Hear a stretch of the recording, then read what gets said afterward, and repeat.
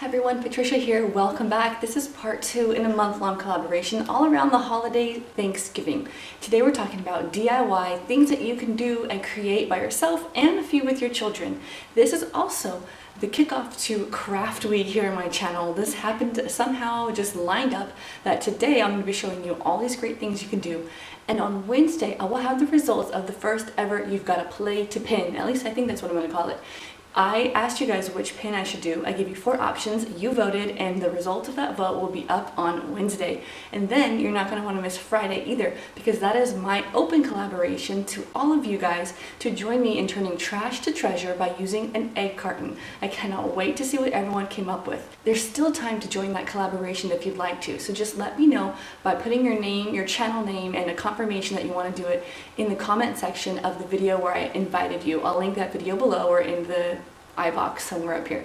The first thing I did was make my own matte picture frames using Dollar Tree frames. So I often spray paint. Dollar Tree frames are always black, but I typically like white. So I have one black and one white, and they just are very thin, very minimal, but I wanted something with some matting, and matting can be kind of pricey. So I made my own matting using poster board. I traced the 11 by 13 insert that came with the frame, and then I cut out an 8 by 10 or thereabout.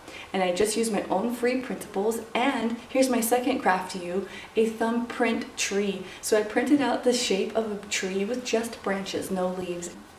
Now the intention was that my family members would use our thumbprints to make leaves. Now that didn't quite work out this year. Olivia also doesn't really like to be dirty that much, so we used a round sponge paintbrush and she just made all the dots. So it's still art created by Olivia. So each are in a frame. I added some washi tape, of course glitter tape kind of brings things into the holiday season. And on the other I added just ribbon, like a satin ribbon to give it a nice touch. So that was all very minimal. In fact, I didn't actually buy anything for this project besides the black poster board.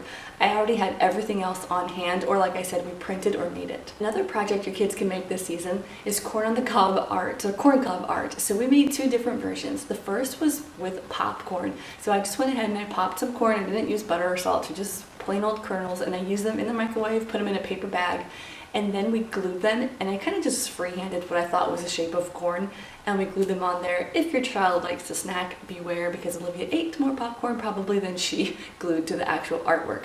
But then using green construction paper, I went ahead and I added the husks and the different like leaves and things.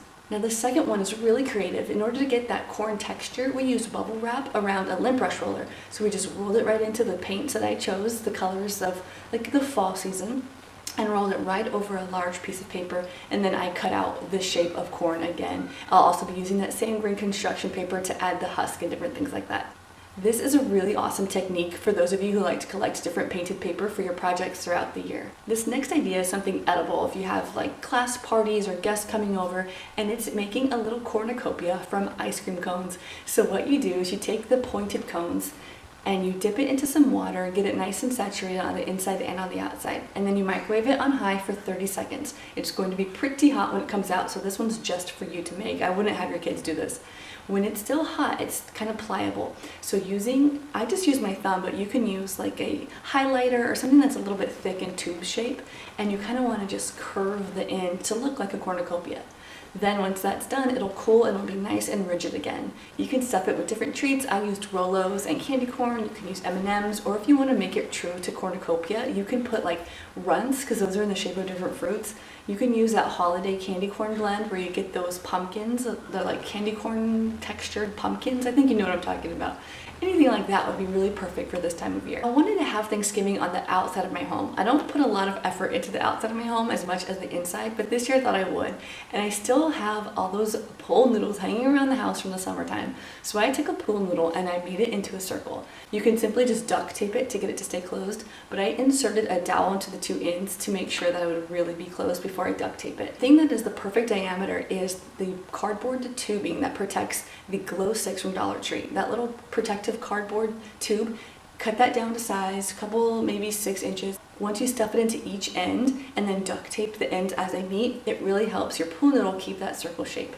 I once again wrapped it with jute because what else do I do? My crafting skills are limited, but my imagination goes wild sometimes. So after I did that, I needed something else, and I went ahead and I took some leftover poster board and I cut it into pennant shapes and I wrote "Give Thanks" on it. I also painted the poster board gold so it would have a little bit of dimension and texture when the light hits it. It's very simple. As time goes on and I feel bored, I might craft some type of flower or something to add to it, but for now, this is really nice. That's all I've done so far, and it is still early in the month. I have a feeling I might be doing a few more things because as a stay-at-home mom, we fill our days often with arts and crafts. So if you want to see more, I'll probably share some pictures on Instagram here and there. I'm not huge into the social media, so I sometimes let days go by before I post, but I will definitely share the crafts if we do them. So if these crafts weren't enough to wet your whistle, be sure to check the playlist below because there are going to be many videos on a similar topic today, hosted by Crafty Mom. So I know that by the end of tonight, you're gonna say, I need to go to the craft store and do something. Remember to come back on Wednesday to see the results of You've Gotta Play the Pin, and on Friday when we turn trash into treasure using egg cartons. Thank you so much for watching. Please leave any questions, comments below, and I'd love to address them for you. Have fun creating this fall. Bye.